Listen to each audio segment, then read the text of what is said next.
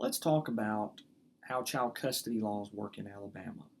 And that's a very broad topic, and it takes up a great deal of our practice time because in the over 8 years I've been doing this, I probably can safely say that there hasn't been a day that goes by in my professional career that I haven't dealt with some type of child custody case.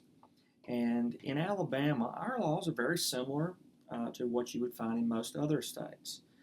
Child custody comes into play either in a divorce action that's filed where there are children under the age of 19 that were the children of the parties in the marriage together, or if someone files a custody petition, a parent of a child where they're not married to the other parent. And those can be paternity actions, child support actions. There can also be child custody decisions in what we call dependency actions in our juvenile courts, and that's where the children's parents, for whatever reason, aren't able or willing to properly take care of that child. So, but in this little video, when I talk about child custody laws, I'm going to talk about what you would find in a divorce where parents that were married to one another had children, or if you were just in a regular child support or paternity action in Alabama. The law would be the same in either of them. First of all, there are a lot of different terms that get thrown around in just popular culture that we hear about. You know, friends, family talk to you about their custody orders, and here are some of the phrases that you hear a lot: sole custody, joint custody, primary custody, secondary custody, physical custody, legal custody. There are lots of different terms. For 100 years in Alabama, generally we had custody. Who does the child primarily live with? And the person that they didn't primarily live with, the other parent, paid child support to the parent that the child was living with. And over time, other states developed their own legal language talking about custody orders, and people moved to Alabama, and their orders are still good. And so it kind of created a situation where Alabama started getting these new terms coming into our legal vocabulary, but yet the legislature really didn't pass too many laws that set up different kinds of custody. That is a much more recent event in Alabama law. But generally, someone had custody, and the other parent that didn't have the child living with him most of the time had visitation and paid child support. Now, our legislature, well over a decade ago, passed something that is introduced the idea of joint custody, and specifically joint legal custody. And it presumes, this law that's been passed, it presumes that in a situation between parents where there really isn't any type of serious misconduct, like significant drug, alcohol abuse, physical abuse involving the children, or just in general involving either parent, that there's a presumption that both parents should have what we might call joint legal custody. That is, one parent can't cut the other parent out of knowing what's going on with the child at their school, knowing what's going on with the child medically, talking to doctors, dentists, orthodontists about what the child needs in the realm of the child's health and welfare, and talking to teachers and talking to principals. And so, since I've been practicing, a lot of the cases will have what we call joint legal custody, and we'll spell that out, that the parents of this child are supposed to try to work together to make joint decisions. They're not supposed to schedule things that's going to interfere with the other party's time with the child, and they should certainly be each involved in making decisions, serious decisions about this child's education and health. But generally, the person the child lives with most of the time has what's called primary custody or primary physical custody. Those terms are often interchangeable. But again, it goes back to the same old type of schedule that we had for years and years in Alabama, where somebody had what we just called custody or sole custody. A lot of times people would use that phrase. They really didn't, the labels don't mean much in our law. In fact, there is case law that says we look past the labels to see what is actually happening here. Is it a true joint custody arrangement where the child is really spending a fairly large amount of time with both parents? It's not just an every other weekend thing.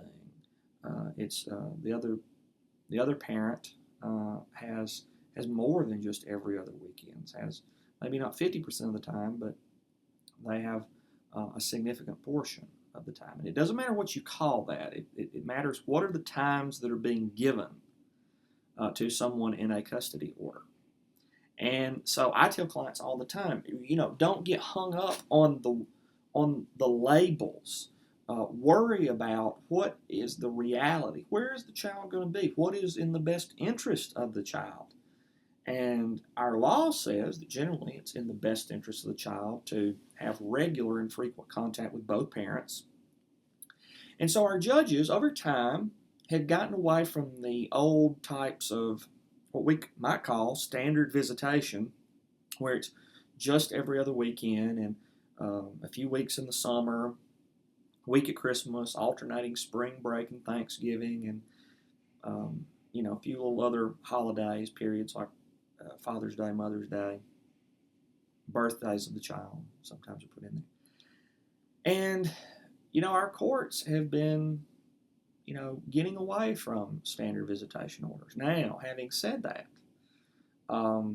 there's only so many schedules you can come up with for a child in school. And so still, most of the time, a child is primarily going to live with one parent, and it's going to see the other parent during weekends and holidays. And, that is what you see a lot. It has to do with the distances that the parties live, the school zones that they live in, and, to some extent their history, their ability to co-parent or not, and whether or not they made an agreement. That's probably the most important thing. The parties can make an agreement to do lots of different things that you might not see a judge do if the judge had to try the case and issue the order. So there are a lot of people, probably in your family or friends, that might be doing a 50-50 split. They might live very close together. They might reasonably get along well enough. Their child may be older, and that was their agreement, and a judge approved it, and it works for them. A lot of people, a 50-50 agreement is not logistically possible because they live too far apart or they live in different school zones.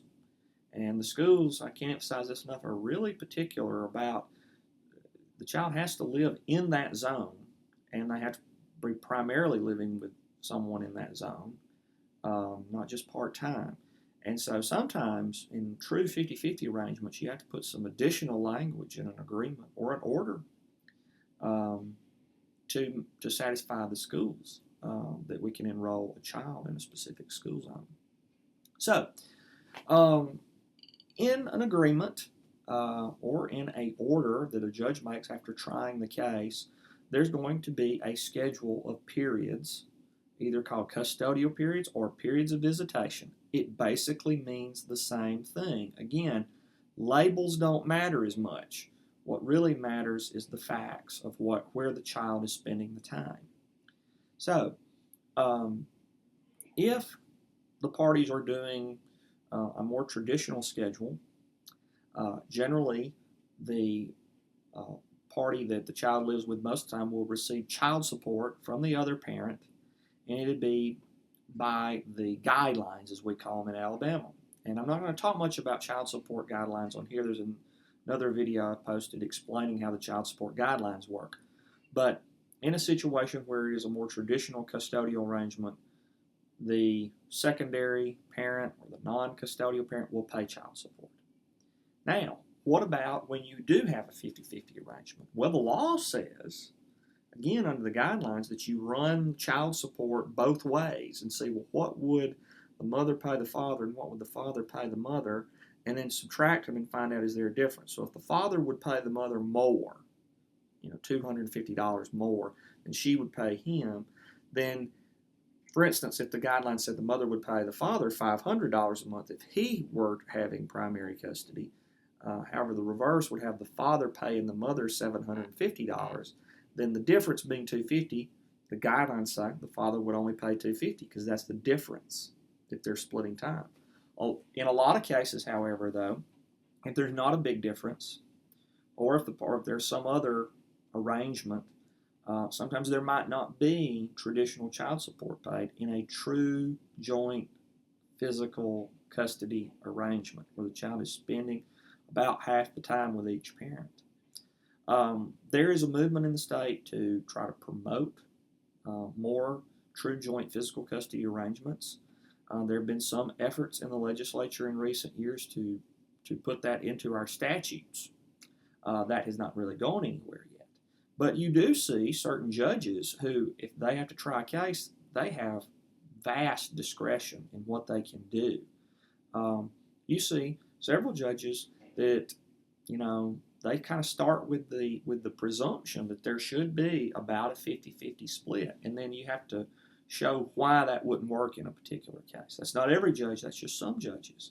And so that's why it's really important, if you're in a child custody dispute, you need to get an attorney that handles those kinds of cases in the area where your case is going to be heard. So they should know what the particular judge that your case gets assigned to, what they like to do in child custody situations, and they can give you that advice, and hopefully the other side is going to get a good lawyer too and know the same things. And so you're both finding out before anybody walks near a courthouse about what a judge might do in this case, and that's going to probably help both parties to reach an agreement. In Alabama, our trial judges do not have the time to try everyone's child custody case. It's impossible. The number of child custody cases is overwhelming.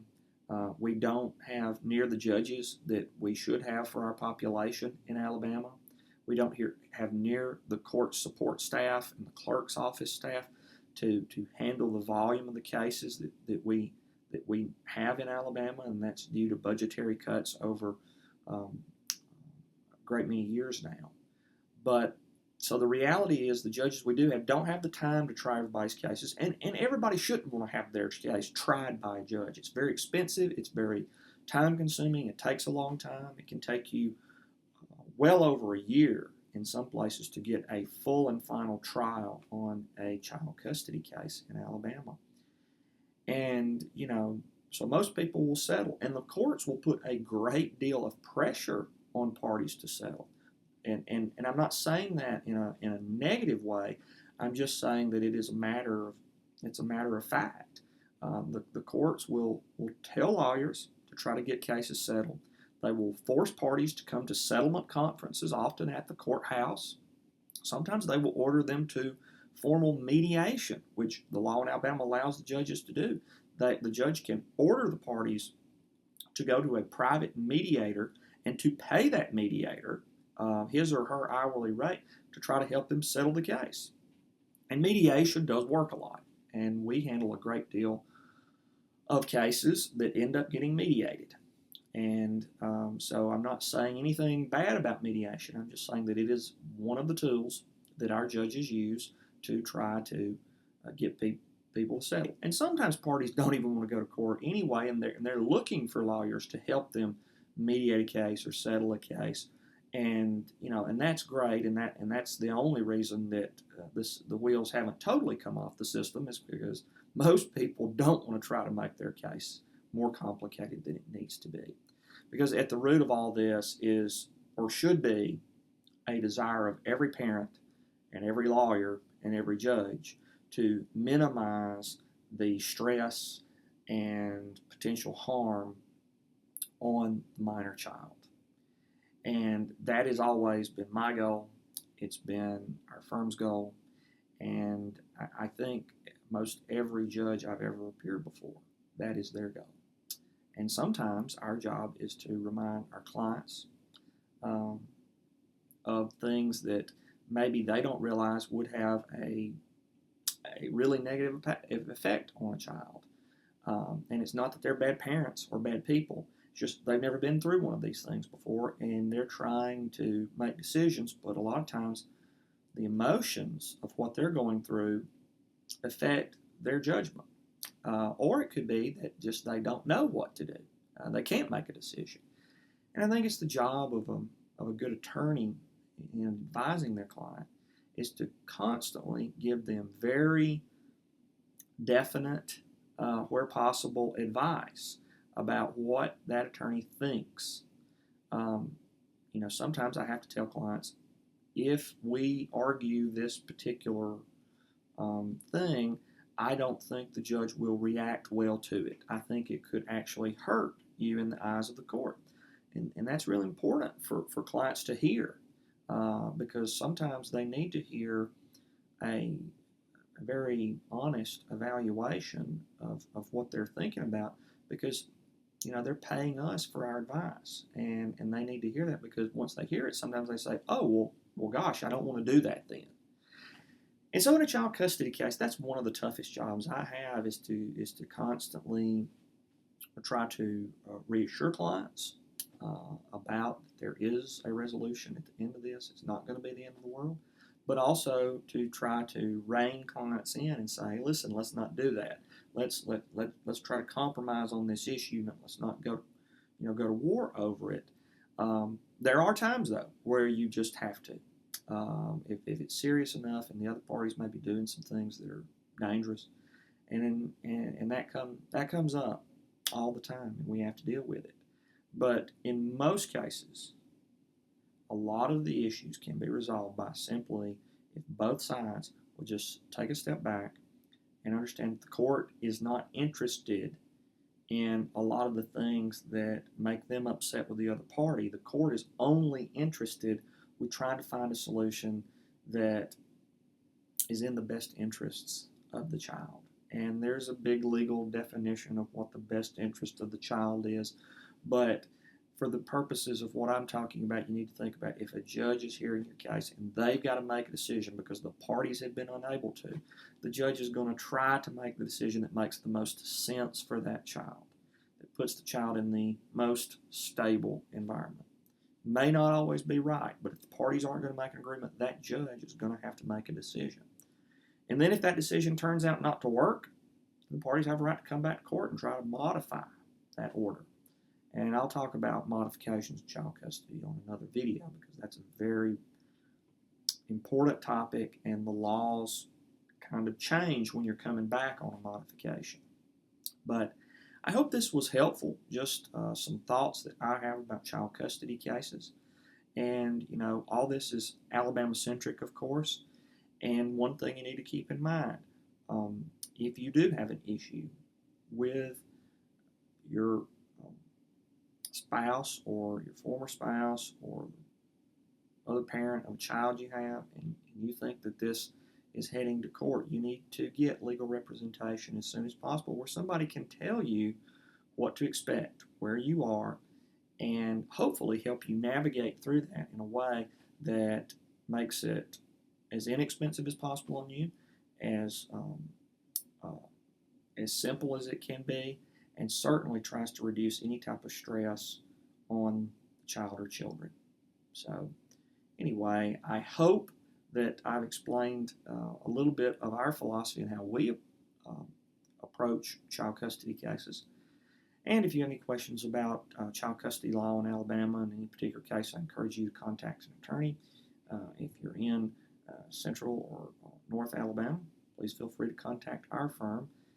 You can reach us on the web at kingandgreen.com, KINGANDGREEN.com. Thanks.